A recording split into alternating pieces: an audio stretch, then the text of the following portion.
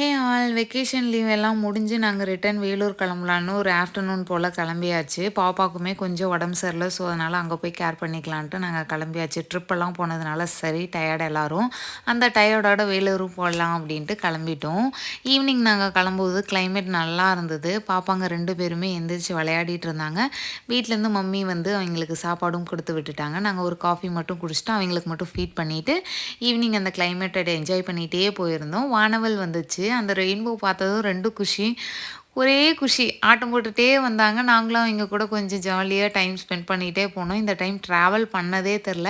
இந்த மாரி டைம்ல குழந்தைங்க ஆக்சுவலி சொல்லியே ஆகணும். இந்த கிளைமேட் அவ்வளோ வெதர் ரொம்ப சூப்பரா இருந்துச்சு. நீங்களே பாருங்க. இதெல்லாம் வேற லெவல் ஃபீல். ரொம்ப அழகா இருந்துச்சு. அந்த சன் மறையிற நேரத்தில ரொம்ப அழகா இருந்தது. எங்கனால நிக்க தான் முடியல குழந்தைங்க இருந்ததுனால.